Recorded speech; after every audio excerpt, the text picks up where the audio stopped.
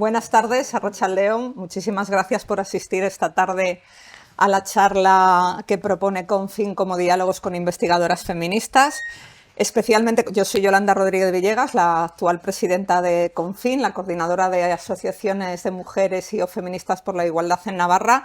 Y bueno, pues desde Confin y yo personalmente, o sea, toda la coordinadora, pero yo personalmente estoy súper contenta de dar la bienvenida aquí esta tarde a mis compañeras de máster que sí, que sí han hecho el posgrado, no como yo, que me falta el TFM todavía, que Maite y Itziar, que las estuve presionando para que, pero la verdad es que me respondisteis rápidamente que sí. Y bueno, pues súper contenta porque cuando presentaron su TFM me pareció un súper chulo, súper bonito. De hecho, bueno, les pusieron muy buena nota, muy currado, muy trabajado. Me gustó mucho y quería que lo presentasen hoy aquí en la Casa de las Mujeres para quien quisiera asistir. La charla se va a grabar, así que luego la tendréis disponible en nuestro canal de YouTube, en el canal de YouTube de Confin. Y lo que queráis, bueno, pues preguntarles ya. Después de su exposición habrá las preguntas, daros, como he dicho, la bienvenida y os hago una brevísima exposición de su trayectoria, porque me han mandado solamente esto.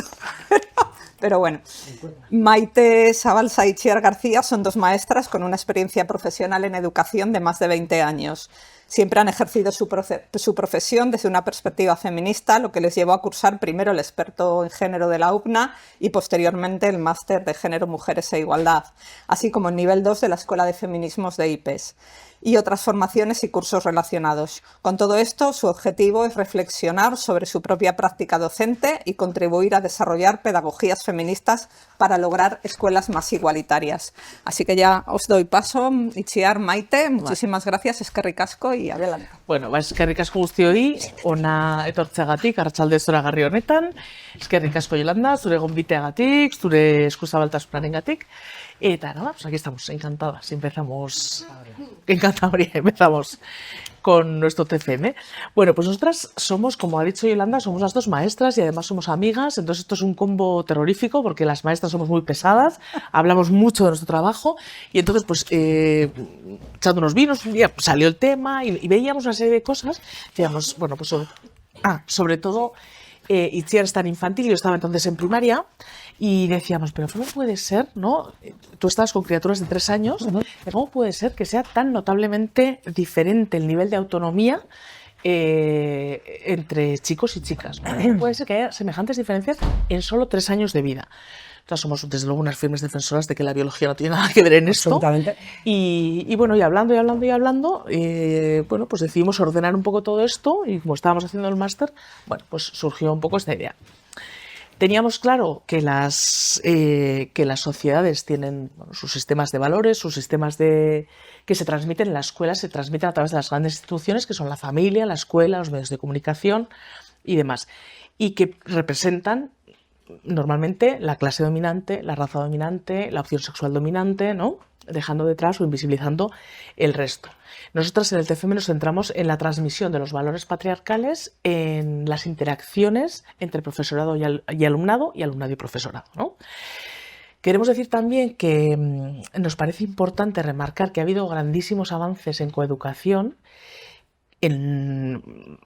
a lo largo de muchos años, de muchas décadas, que ha habido un trabajo interesantísimo y súper productivo, que a veces caímos, los resultados que vais a ver ahora son potentes y son negativos y no son esperanzadores, pero siempre nos gusta por eso remarcar que se ha hecho un trabajo que se ha llegado hasta aquí con el trabajo de muchísimas personas implicadas, tanto en materia de coeducación, generando material y enfoques, como maestros y maestras implicadas en el ejercicio de su trabajo de una manera más igualitaria. Eso no lo podemos perder de vista. Miguel Ángel Arconada dice que vivimos tiempos de impugnación del feminismo, que a mí me gusta mucho la expresión. Es cíclico, ahora mismo no estamos en el mejor momento, se nos cuestiona mucho y no es fácil abrirse camino. El ejemplo, bueno, ahora hablaremos brevemente de Escolae, pero bueno, es un buen ejemplo de eso.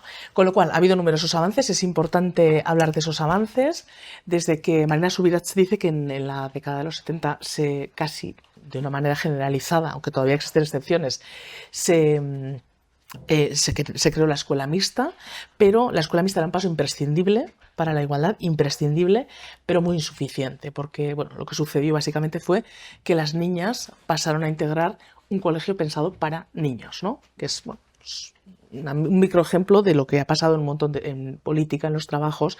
Las mujeres nos hemos ido incorporando a los sitios hechos a la medida de los hombres, con todas las dificultades que eso conlleva, ¿no? Pero bueno, desde aquel paso incipiente, Scolae, la LOMLOE también ha cogido un compromiso y demás, se han hecho cosas interesantes, pero el currículum oculto pues sigue operando. Luego hablaremos un poco de lo que es el currículum oculto. Y entonces nos marcamos 2 objetivos para el TFM, que era analizar la frecuencia y el tipo de la interacción entre el profesorado y el alumnado, y al revés, entre el alumnado y el profesorado. Bien, pues para saber cómo funcionan las relaciones entre los niños y las niñas, bueno, entre las personas al fin y al cabo, es imprescindible comprender cómo construyen su identidad sexual, ¿no? O sea, ya que esta forma en que los niños y las niñas construyen su identidad está muy relacionada con cómo se relacionan, ¿no? Entonces, hoy en día, si nos preguntan a cualquiera de nosotras que estamos aquí, de nosotros que estamos aquí, si tratamos diferente a los niños o a las niñas, ¿no? Todo el mundo, o si le preguntas a algún profesor o a profesora, te dirán, no, les tratamos igual. Pero todo esto sin tener en cuenta realmente, o sea, cuál es nuestro bagaje, qué es lo que pensamos, qué opera dentro de nuestro cerebro. Por esto es para que veáis un momento, es una investigación que hicieron en los años 90 sobre el trato que dedicamos a niños y a niñas según su sexo. Tomamos a un bebé. Espera que os lo ponga en pantalla grande. Se ve súper bien por... Y luego pedimos a unos adultos que no saben que es un niño que le hablen.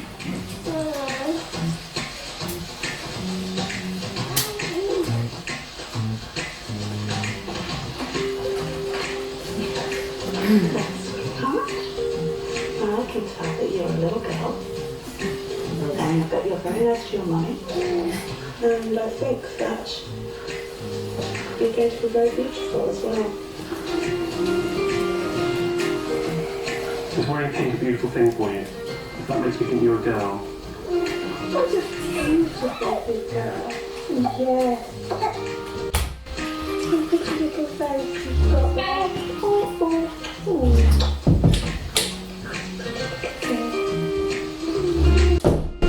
Después cogemos al mismo bebé. Le quitamos la prenda rosa y la sustituimos por una de color azul.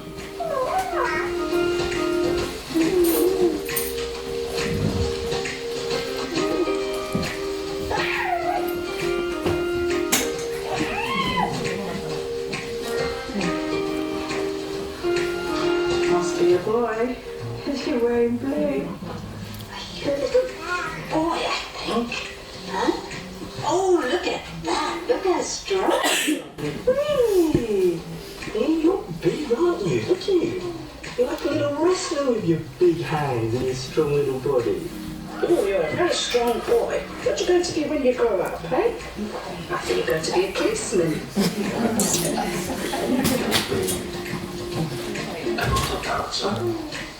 You're a beautician or maybe an actress because you're very, very beautiful.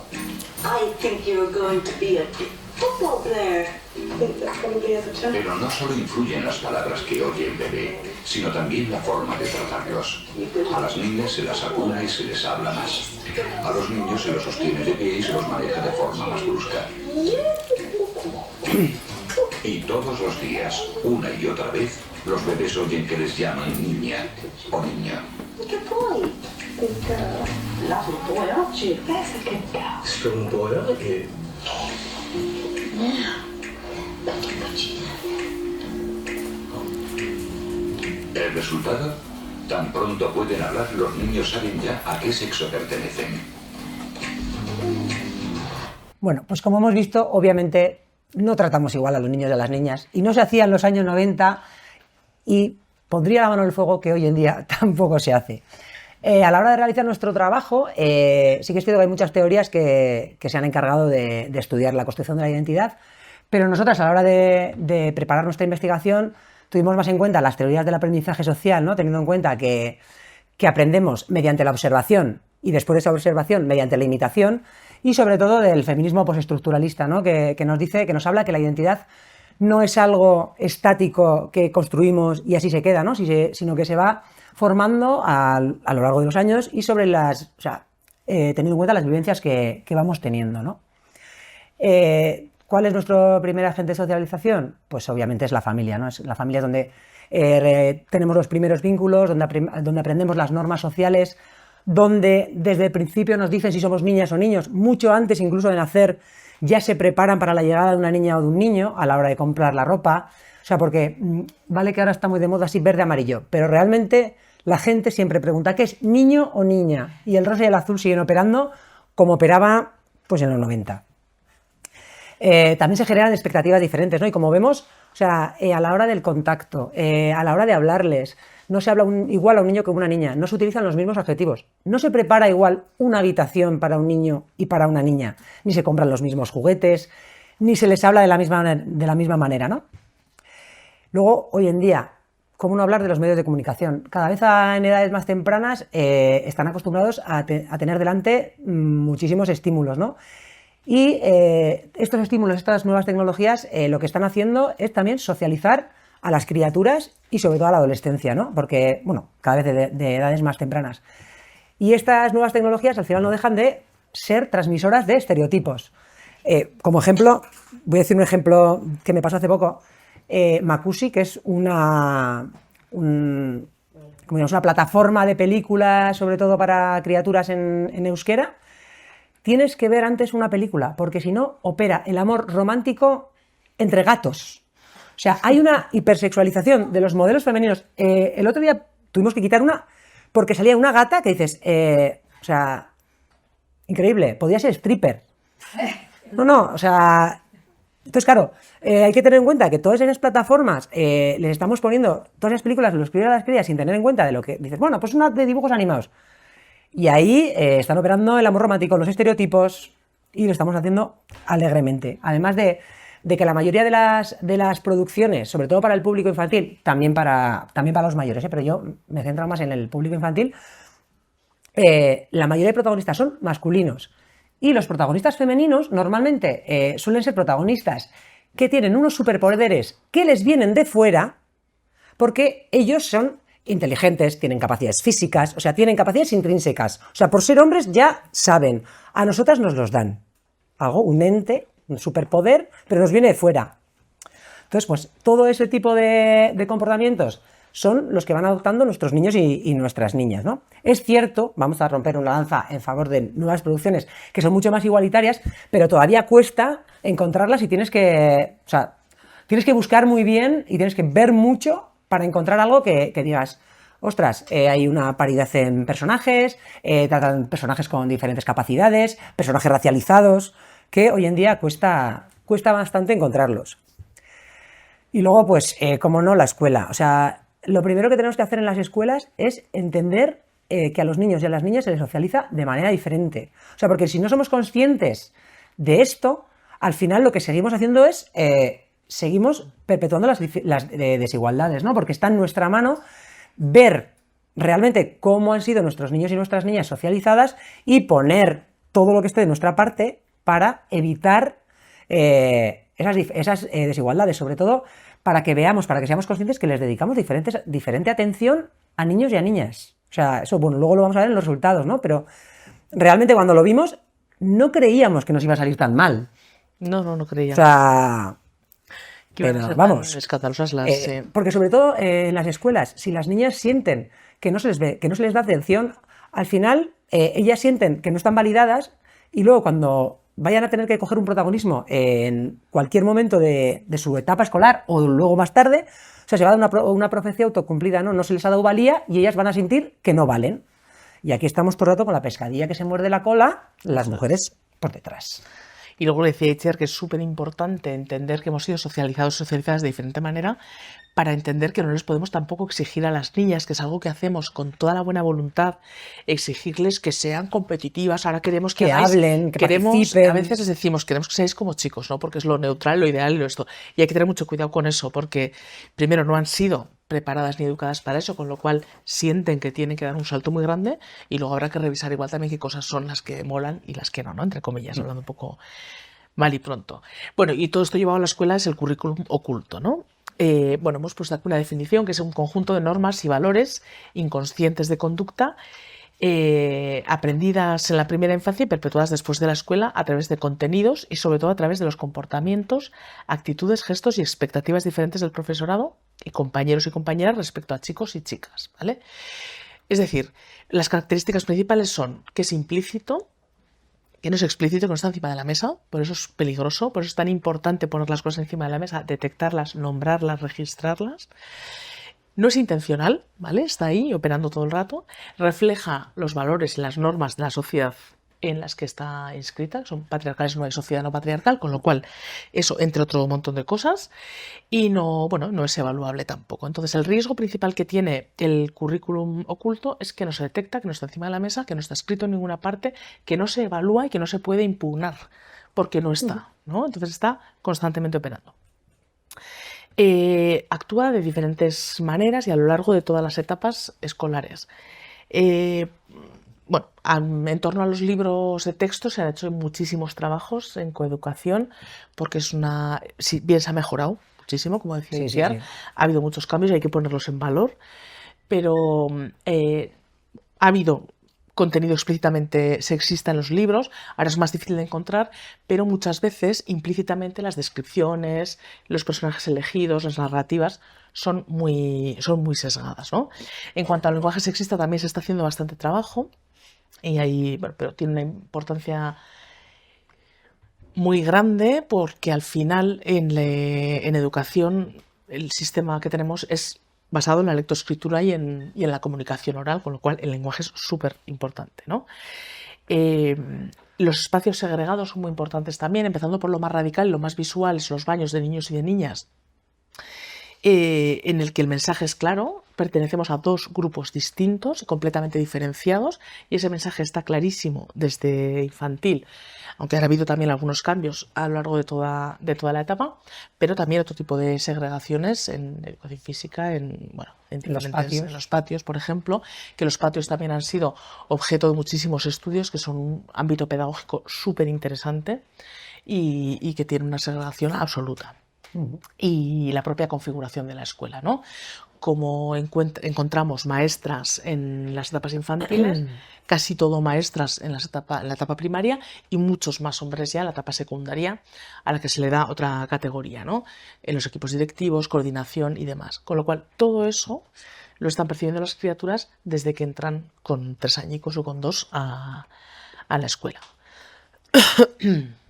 Bueno, la verdad es que tenemos que decir que a la hora de hacer nuestra investigación empezamos a buscar estudios previos de gente que hubiera investigado sobre esto y realmente encontramos muy pocos. O sea, y bueno, sí que es cierto que había en Reino Unido y así, es donde más encontramos, que era donde más habían investigado sobre las relaciones entre profesorado y alumnado, pero en infantil, pues gracias a Marina Subirats, porque si no, no había absolutamente nada. Entonces, que de hecho es algo que todavía tenemos en mente, seguir con esto, pero es muy difícil, sabéis que se necesitan muchas horas, dinero, etcétera. Pero es verdad que no nos hemos encontrado con unos estudios muy breves, ¿no? Encima, teniendo en cuenta lo importante que es la interacción verbal en el aula, ¿no? Pero estos estudios a los que sí que hemos podido tener acceso, lo que nos dicen es que los niños y las niñas hacen un uso absolutamente diferente del tiempo, ¿no? Que los niños monopolizan más las conversaciones. Esto pasa en niños y pasa en adultos también. También las mujeres tienen mucha más capacidad de escucha e interrumpen menos. Y debido al comportamiento más disruptivo de los niños, pues tienen bastante más atención, ¿no? Ellas tienen muchos mejores comportamientos, con lo cual pues se les deja en un segundo plano. Yo he de decir, luego con los resultados, que durante varias horas de vídeo había niñas de mi clase, hablo de la mía porque es la que más me chocó, que no habían aparecido, que su nombre no había, o sea, que no habían sido nombradas. O sea, que es como, o sea, y si eso me pasó a mí, que creo que estaba más con la cabeza puesta, que hay que de distribuir la atención de una manera igualitaria, pues no te digo lo que pasa si ni siquiera te lo planteas, ¿no? Y entonces lo que hemos dicho antes, ¿no? Si las niñas sienten que las interacciones verbales no van dirigidas a ellas, pues al final pues se sienten mucho menos autorizadas para intervenir, ¿no? Porque sí que vimos en muchos estudios donde realmente y con conciencia se le daba la palabra a las niñas, eran clases donde ellas intervenían mucho más. ¿Y cómo realizamos la investigación? Bueno, pues nos vamos a meter mucho rollo rápidamente. Itziar lo hizo en infantil, las dos en el modelo D, en líneas de 3 años, de 4 y de 5. Y yo hice en la escuela concertada de modelo también, cuarto de primaria y quinto. Grabamos de manera aleatoria diferentes sesiones para que, pues entraran diferentes iracases también. En mi caso, pues había grabaciones con el profesor de inglés, con, diferente, lo más variado posible. Y finalmente, pues tuvimos como 15 o 20 horas de grabación cada una, y previamente habíamos acordado las categorías en las que nos íbamos a fijar. Luego salieron otras categorías emergentes, que es lo que tú, conforme vas visualizando los vídeos, dices, ostras, esto no lo habíamos previsto, pero fíjate qué interesante, ¿no? Entonces acordamos, ahora veremos las categorías de codificación, otra vez nos basamos en Marina Subirats también, y las adaptamos a nuestras necesidades. Pero bueno, se trataba de registrar en qué nos vamos a fijar, en cuántas veces interviene, cuántas veces se dice su nombre, cuántas veces levanta la mano. Bueno, ahora veréis, ¿no?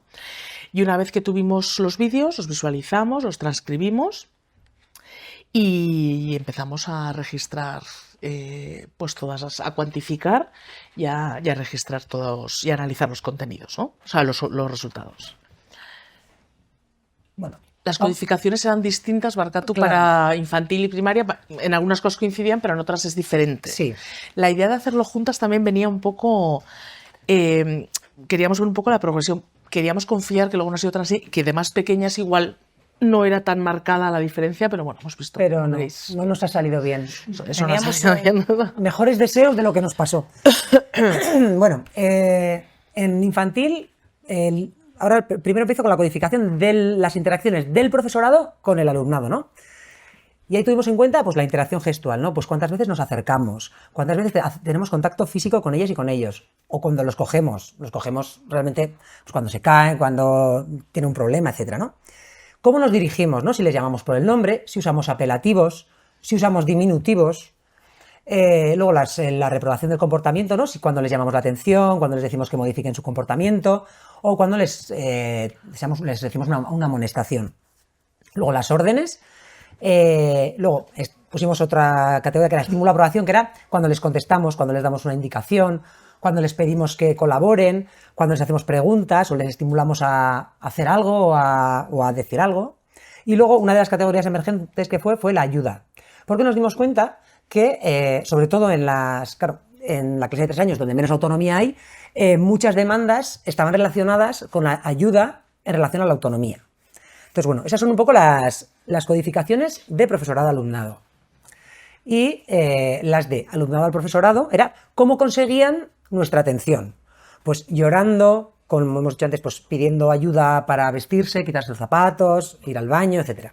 Avisarnos, pues yo que sé, que pasa cualquier cosa o para que les hagamos caso, llamarnos por el nombre, preguntarnos o contarnos porque nos cuentan la vida, acercarse por cualquier motivo o llamar la atención. Llamar la atención normalmente lo teníamos registrado como algo de pues, hacer ruido, gritar, ¿no? Pues buscar llamadas de atención no de una forma positiva, como digamos. Bueno, y esto salió así. O sea, las interacciones que establecemos el profesorado con los niños es el 63%. O sea, nos acercamos a los niños un 63% de las veces. O sea, sí, que es bastante más de la mitad que lo que nos acercamos a las niñas. Esto es en infantil, o sea, en 3, 4 y 5 años. Aquí, como vemos, está desglosado por edades. Es verdad que, como veis, hay muchas más interacciones en la clase de 3 años.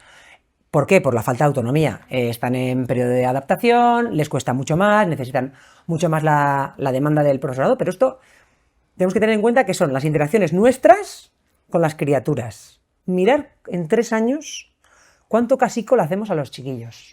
O sea, y a las niñas, míralas, ¿dónde están?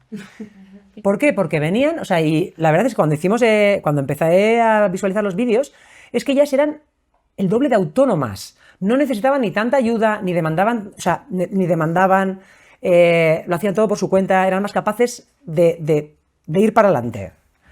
Luego en 4 años se ve que también los chicos siguen teniendo más demandas, y en 5 años es cierto que las interacciones eran parecidas, pero luego en el tipo de interacciones de esa clase en concreto, pues la verdad que lo que era interesante era el tipo de interacciones que tenían con ellos y con ellas. Y vale, ahora es el tipo. Hemos visto el número, ¿no? Que ya hemos visto que es bastante... se llevan los niños. Vamos a ver, en interacción gestual, ¿no?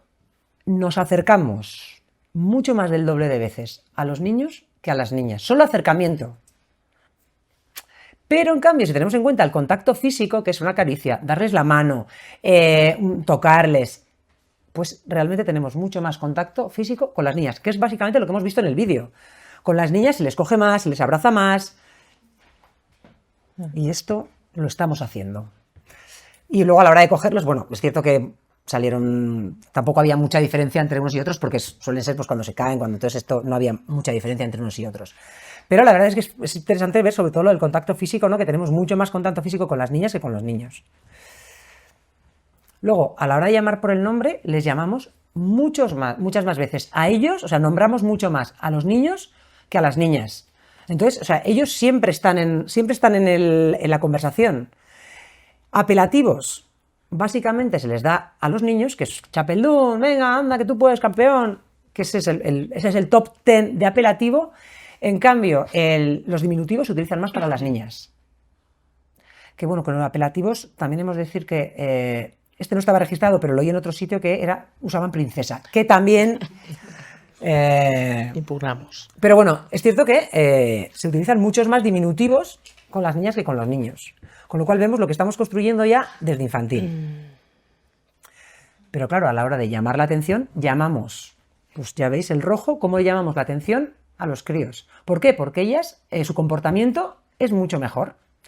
En cambio, sí que esto que se ve que son pocos, pero no se ve muy bien en la tabla, pedimos muchas más veces a las niñas que modifiquen su actitud, ¿no? O sea, tanto para amonestar como para llamar la atención, se lo hacemos mucho más a los niños. Pero con ellas, lo que hacemos es pedirles que modifiquen su actitud, porque damos por hecho que su actitud debe ser mucho mejor. O sea, la de ellos las dejamos pasar, pero a ellas, no es tanta amonestación como si una modificación, ¿no? Sea una niña buena, etc. Y luego, a la hora de estimularles, de aprobarles, de hablar con ellos, les contentamos muchas más veces. ¿Por qué? Porque son mucho más pesados. Esto es así. Les damos más indicaciones porque por la falta de autonomía les indicas mucho más. Vete a quitarte los mocos, ve al baño. O sea, se les dan muchas más indicaciones. En cambio, a la hora de pedir colaboración, pues se la pedimos a ellas. También les preguntamos más, con lo cual tienen muchas más posibilidades de hablar. Y así vamos generando pues, así vamos construyendo nuestra identidad en base a todas estas interacciones que se van dando desde la educación infantil. Y lo que sí que es cierto que las interacciones desde las criaturas para con nosotras, para el profesorado, sí que no hay tanta diferencia. O sea, entre las criaturas todavía no han descubierto. Luego ya en primaria sí. Pero en infantil todavía tiene la valentía de acercarse de una manera mucho más natural. Entonces, aunque haya diferencia y los niños siguen acercándose muchas más veces o siguen teniendo estableciendo muchas más interacciones, ellas, pues bueno, no se quedan tan atrás. Como vemos, pues las interacciones de los niños y niñas de 3 años siguen siendo mucho más abundantes, ya conforme van bajando. Esto también es interesante ver cómo conforme van pasando los años, cada vez se dan menos interacciones, ¿no? Y luego eso también lo veremos cuando pasan a primaria, ¿no? O sea, realmente en 3 años es un momento básicamente de interactuar, ¿no? Que es donde realmente deberíamos hacer hincapié de llevar esas interacciones a lo más igualitario posible. Porque es cierto que bueno, como veis, tampoco es mucha la diferencia de interacciones entre el alumnado con el profesorado. Pero en el tipo sí que es cierto que es donde vemos más diferencias, ¿no? Vemos que las niñas demandan más la atención mediante el llanto, Los niños, en cambio, demandando ayuda en cuestiones de autonomía. O sea, preguntan mucho más y se acercan mucho más, pero sobre todo, en donde más diferencia vemos son en las llamadas de atención. Y es a lo que hablamos de los comportamientos disruptivos, ¿no? Ellos tienen comportamientos mucho más disruptivos, llaman mucho más la atención para conseguir nuestro, que les digamos, que les hagamos caso. En cambio, ellas, pues, tienen unos comportamientos mucho más adecuados a lo que se les pide. Sí, que otra cosa que hacemos también mucho y que está mucho entre profesores y profesoras y entre aitas y amas, diría que también, que es como esta exaltación del niño travieso que no pasa nada, y por supuesto que sí, y tienen que ser rebeldes, tienen que cuestionar y ser críticos y todo eso, pero que muchas veces casi hay como un desprecio al comportamiento que normalmente tienen las chicas, que es un comportamiento respetuoso con la convivencia, con las normas y con el bienestar de todo el grupo, ¿no? Que a veces es como de pringao o como de... y cuidado, porque realmente es el más respetuoso y el más democrático en todos los sentidos, ¿no? Bueno, en primaria la codificación fue distinta, adaptada a las necesidades, a las diferencias, ¿no? Como dice Itziar, es pura interacción infantil, y primaria no tanto, otra cosa para reflexionar igual en otro ámbito también, ¿no? Bueno, formas de participación: levantar la mano, hablar sin levantar la mano, interrumpir a un compañero o una compañera, interrumpir al profesor o a la profesora, diferentes de pedir ayuda: se levanta la mano y se acerca levanta la mano y se acerca al docente, levanta la mano y espera. ¿Vale? Imagino que ya os imaginaréis quién va a dar más alto en qué. Forma de dirigirse: llamar por su nombre, usar apelativos cariñosos, reprobar, bueno, un poco lo mismo, ¿vale? Estímulo, lo mismo: indicación, pedir ayuda, refuerzo positivo, preguntar, ¿vale? Y la codificación, interacción del profesorado con el alumnado: dar la palabra, pedir que, bueno, pues vete a no sé dónde y tráeme esto, validar una intervención. Aquí nos pasó algo que ya lo comentaremos, muy interesante, bueno, que lo veremos con los datos. Bueno, los resultados del número total de demandas de cuarto y sexto son 63-37, que son, bueno... Salieron los mismos datos. Hace que es el mismo... así fueron, así. tal cual. Casi nos daba, como decíamos, que apuro que sean tan parecidos, porque pero realmente daban lo mismo. Pero en mi caso salió una cosa muy interesante. Veis que en cuarto y en sexto salen resultados distintos. En cuarto sale mucho más equilibrado, sale un poquito más el de ellos, y en sexto hay una barbaridad de diferencia. ¿A qué años hablamos de sexto? Sexto son 11-12 y cuarto pues 9-10, ¿no? 9-10. Eso es. Pero aquí la diferencia era básicamente que la profesora de cuarto tenía un sistema riguroso de intervención y de dar la palabra, que era un sistema que yo misma usaba en clase. Fue muy sorprendente también. Nosotras, que ponemos todo nuestro esfuerzo en intentar ser igualitarias, nos vimos reflejadas en un montón de cosas que dices, ostras, que... cómo se te escurre todo por ahí, ¿no? Entonces, esta compañera tenía un sistema que tenía un palito como de los de doctora de entonces, ¿no? De madera, con el nombre de los alumnos y las alumnas. Entonces tenía 2 vasos y sacaba un palito y esa persona intervenía, ¿no? Pues en vez de dar la palabra, decía, pues no sé quién, y lo ponía, no sé cuántos, con lo cual lo iba poniendo en otro vaso y cuando se acababa, volvía a hacerlo al revés. Entonces, el número de interacciones estaba matemáticamente medido y era rigurosísima con eso, desde el principio del día hasta el final. Que yo, me encantó ese sistema, yo lo utilizaba, de hecho, lo llevé yo un poco a la castora de un curso que nos lo explicaron, pero yo al final del día ya no hacía eso, ya me desesperaba, ya, ¿no? Y ella lo hacía así, y así salieron resultados mucho más equilibrados, que nos da la medida de la importancia de ser conscientes y de utilizar las estrategias que son válidas, ¿no? Bueno, veis la diferencia. En los tipos de demanda, bueno, pues levantar la mano, no sé bien, pero bueno, hablar sin levantar la mano, los chicos notablemente más. Interrumpir, no había interrupciones porque no lo permitía la profesora, básicamente, ni a los compañeros y compañeras ni a la profesora. En ese sentido, tenían súper asumido el sistema de los palitos y les funcionaba muy bien. Sí que ellos se levantaban más, pues levantaban la mano y se veía que la profesora no respondía, se levantaban, ellos iban a por lo que les interesaba mucho más que ellas, ¿no? Vale. Vale, aquí están los de cuarto y sexto. Perdona, no os quiero meter mucho rollo con esto. Voy a ir a los de sexto, ¿vale? Levantar la mano, levantaban la mano de una manera parecida, pero hablar sin levantar la mano, y esto fue una de las categorías emergentes, ¿no? Claro, las únicas categorías en las que ellas salían más, un número mayor, eran las de levantar la mano, las de esperar y todas esas. Y a mí me llamó mucho la atención viendo los vídeos que había un montón de chicas levantando la mano y bajándola, levantándola y bajándola. No lo habíamos previsto. Pero claro, ¿qué pasaba? Que la profesora, un ejemplo muy simple, ¿no? Por ejemplo, decía 2 más 2, y entonces las chicas levantaban la mano, que es lo que se ha acordado en las normas de convivencia de una clase con 30 alumnos y alumnas, y había uno delante que decía 4, y la profesora, porque a veces estás hasta aquí, dice, muy bien. Entonces, validando esa respuesta que no respeta las normas acordadas, estás invalidando la respuesta de aquella persona que sí está respetando las normas. Y eso constantemente es una pasada. Porque tú estás levantando y bajando la mano y todo el rato el mensaje es, tú lo estás haciendo bien, pero le voy a dar la palmada en la espalda a este chaval de delante que es mucho más impulsivo, mucho más atrevido. Y eso, en la construcción de la identidad que ha explicado Itziar, pues es bastante demoledor.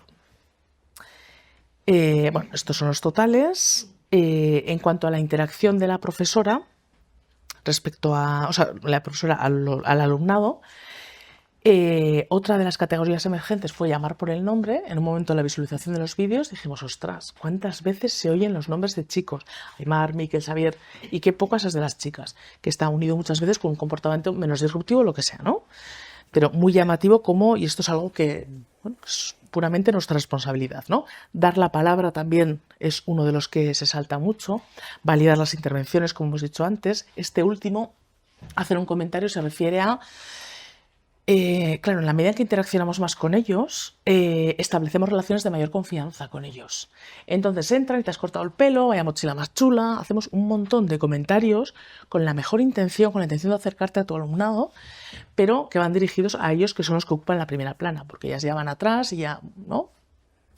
Y ellos reciben mucho más esos comentarios, ¿no? Al principio de clase o después, en los momentos un poco de relax, con lo cual se dice más su nombre, se les hace más comentarios, se les habla más y todo esto, bueno, pues tiene un impacto súper importante. Y vale, esto en cuarto el tipo vuelve a salir otra vez más equilibrado y eso, ¿no? En principio, por no meteros mucho rollo con esto, que hicimos como un registro muy exhaustivo, pero principalmente, bueno, ahora hablaremos de las conclusiones, pero a mí me parece muy, muy llamativo y para reflexionar nosotras mismas Sí, las sí. primeras, ¿no? Sí, desde luego, porque cierto es que nuestras clases no salían nada bien. No, no. O sea, y esto, o sea, esto lo que nos ha llevado también es a pensar cómo utilizar diferentes estrategias para ver si revertimos lo que hemos hecho. Y es verdad que, bueno, que yo tengo pendiente, o sea, yo grabé el año pasado porque yo sigo con la misma clase, entonces mi intención era hacer 3, 4 y 5 años, hacer un seguimiento, entonces tengo los vídeos grabados de 4 años y las primeras transcripciones sí que es cierto que salían mejor, pero claro, a base de quitarles absolutamente la palabra. O sea, de hacer así. O sea, de habla cucurucho que no te escucho. O sea, pero claro, en el infantil no te puedes parar a explicarle, oye, mira, no te voy a dar la palabra. No, entonces es como, no, habla tú. O sea, y entonces estaban saliendo, los resultados creo que van a salir mejor. Pero luego me puedo también dar con un canto de los dientes y decir, pues mira, no. Pero es verdad que las conclusiones han salido eso, que nuestros datos, o sea, los datos que hemos obtenido, tanto Maite como yo, pues demuestran que es cierto que se dan muchas más interacciones con los niños, ¿no? Y que, como ya hemos diciendo todo el rato, ¿no? Es que tienen mucho que ver con los comportamientos, comportamientos disruptivos y la falta de autonomía, ¿no? Que es lo que realmente les da mucho mayor protagonismo. Luego, otra cosa que se nos quedó para posteriores investigaciones, si conseguimos hacerlas, es que no tuvimos en cuenta el estilo docente y el sexo del profesorado. Porque a la hora de transcribir los vídeos, en infantil había una de las clases, una de las aulas, que el profesor era un señor y había muchas menos interacciones. De hecho, hablaba mucho más él. O sea, en los momentos de grupo, en los momentos de asamblea, hablaba él. Entonces, claro, nos interrumpía tanto, hablaban menos. Entonces, bueno, creo que sería interesante para la siguiente, ¿no? Tener bastante en cuenta cómo es el estilo docente y cuál es el sexo del docente en este caso, ¿no? Pues eso, ¿no? También llegamos a la conclusión de que los niños llaman más la atención y toman muchas más veces la palabra Y que es verdad que en los primeros niveles, o sea, se da el número mayor de interacciones pues debido a su falta de autonomía, ¿no? O sea, vamos a ver, nuestras conclusiones básicamente vinieron a decir lo mismo que estos pocos estudios previos a los que tuvimos acceso, ¿no? Nos quedó pendiente también un poco el analizar el tiempo de las interacciones. Claro, registramos la cantidad y el tipo, pero el tiempo de las interacciones, la cantidad de tiempo que invertimos, ¿no?, en minutos, eso sería también para otro estudio. Y necesitaríamos mucho tiempo. Mucho tiempo, mucho tiempo. Y las implicaciones didácticas de todo esto, bueno, pues tomar conciencia es primordial, darnos cuenta, por mucho que nos joda hablando mal y pronto, porque sabe muy mal darte cuenta de que no estás siendo igualitaria y sabe muy mal darte cuenta de que no estás tratando igual a todas las personas. Es importantísimo darte cuenta, detectarlo y ponerte a trabajar en ello, ¿no? Y detectar las cosas que tiene el currículum oculto. No quedarse solo con Scolae, no hacer solo... Scolae es un programa buenísimo que nos ofrece un montón de recursos, un montón de actividades y ejercicios, pero no podemos quedarnos en el día de la semana que tenemos programado Scolae y ya está. Que tiene que ser, bueno, como nos dicen desde el mismo Scolae, como un sirimiri, ¿no?, que vaya calando constantemente. Se pueden hacer grabaciones de la práctica docente, huyendo de los juicios totalmente, desde una perspectiva constructiva, hacernos confrontaciones entre nosotras, grabarnos en vídeo, comentarnos, sugerirnos las cosas sin miedo, ¿no? Y siempre con el objetivo de aprender. La docencia compartida, estar más de una persona en el aula, ¿no? Porque es cierto también que, claro, a nosotras se nos deja solas y solos con 30 criaturas muchas veces y bueno, pues ahí estás tú y el que, ¿no?, nadie te controla lo que dices, o bueno, hay un control, pero bueno, quiero decir que la docencia compartida pone una garantía. Y reducir el ratio siempre para cualquier cosa es una implicación didáctica necesaria, ¿no? Cuanto menor sea el grupo, más fácil lo vas a manejar, Sí, ¿no? además, las grabaciones son... o sea, ves actitudes propias, o sea, de los demás también, Sí. pero las de los demás ya las ves tú. Pero las tuyas, de verdad es súper enriquecedor, aprendes un montón de cosas viéndote cómo lo haces. Sí.